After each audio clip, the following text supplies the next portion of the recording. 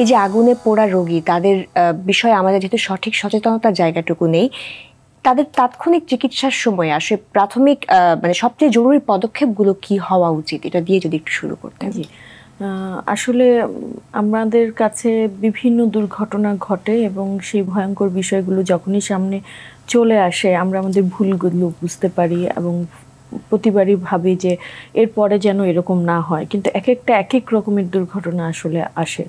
তো প্রথম যে বিষয় যে যখন এই ধরনের ম্যাসিভ ক্যাজুয়ালিটি হয় তখন আমরা প্রায়শই দেখি যে আগুনে দগ্ধ রোগী ছোটাছুটি করছে।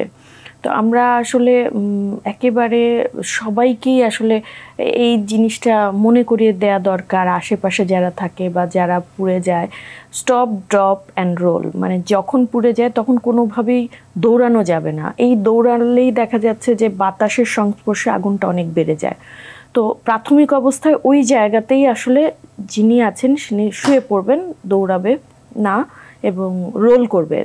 এবং যদি আশেপাশে কেউ থাকে এরকম যে তার কাছে মোটা কাপড় আছে, বা বাসা বাড়িতে অনেক সময় আগুন জ্বলে উঠলো কোথাও, মোটা কোনো কাপড়, কাঁথা হোক, তোশক হোক, এটা দিয়ে যদি আগুন চাপা দেয় তাহলে কিন্তু ক্ষয়ক্ষতি অনেক কমে যায়। আর প্রাথমিক চিকিৎসার কথা যদি আমরা আসি, আগুন নিভানোটার পরের যে স্টেপ সেটা হচ্ছে পানি ঢালা, একেবারে আধা ঘন্টা পানি ঢালা। আমার মনে হয় যে আমরা অনেক দিন ধরে বলছি, আমাদের যারা পূর্বসূরি তারাও বলছে, তাতে পানি ঢালার বিষয়টা কিছুটা হলেও হয়তো মানুষের কাছে পৌঁছেছে, কিন্তু তারপরেও রোগীরা আসে আমাদের কাছে বিভিন্ন ধরনের অদ্ভুত জিনিস দিয়ে, কখনো ডিম, লবণ, কখনো পেস্ট, এ ধরনের অনেক কিছু। কিন্তু আমরা শুধুই বলি কিন্তু প্রচুর পরিমাণে পানি দেবেন, আধা ঘন্টা শুধুই পানি দেবেন, এবং এই পানি দেওয়ার পরে যেটা হয় পরিষ্কার কোনো কাপড় দিয়ে পোড়া অংশটুকু ঢেকে চিকিৎসকের কাছে চলে আসবেন।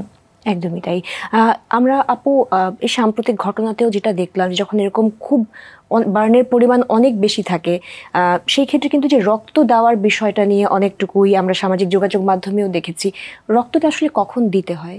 সবাই আসলে এরকম সময় কিছু করতে চায়, যারা আক্রান্ত হয়েছে তাদের প্রতি সমব্যথী হয়ে আসলে কিভাবে উপকার করতে পারবে। কিন্তু ম্যাসিভ ক্যাজুয়ালিটিতে আসলে মানুষ যখন দৌড়ে ওই জায়গাটাকেই ব্লক করে ফেলে, তখন প্রয়োজনীয় সেবাটাই কিন্তু দেয়াটা দুষ্কর হয়ে যায়। এবং বার্নের পেশেন্টদের ক্ষেত্রে আসলে প্রথম দিন বা দ্বিতীয় দিনেও খুব একটা রক্তের প্রয়োজন হয় না। প্রথম দিন বিশেষ করে 24 আওয়ার্স আমরা বলি গোল্ডেন আওয়ার, এই গোল্ডেন আওয়ারে বেশিরভাগ সময় দেখা যায় আমরা ফ্লুইড দিয়ে বা স্যালাইন দিয়ে রিসাসিটেট করি, এবং এই স্যালাইনের পরিমাণ অনেক বেশি, মানে যতখানি পোড়া তার পোড়ার সাথে একটা ফর্মুলা অনুযায়ী গুণ করে দেখা যায় যে প্রায় যত বেশি পোড়া তার ফ্লুইড রিসাসিটেশন বা স্যালাইনের প্রয়োজন তত বেশি হয়ে থাকে। তো প্রথম 24 ঘন্টায় আসলে রক্তের প্রয়োজন হয় না। রক্তের প্রয়োজন হয় শুধুমাত্র যে সমস্ত রোগীদের ইমার্জেন্সি অপারেশনের প্রয়োজন হয়। অনেক সময় বার্নের কারণে দেখা যায় যে পুরো হাত বা পুরো পা পুড়ে গেছে, তার কম্পার্টমেন্ট সিনড্রোম ডেভেলপ করছে, তার ফাঁসাটা কেটে দিতে হবে বা ফেসিওটমি ধরনের একটা অপারেশনের কথা। তখন যেহেতু ব্লাড লস হয়, তখন অপারেশনের জন্য আমরা এক ব্যাগ রক্তের কথা বলে থাকি সাধারণত।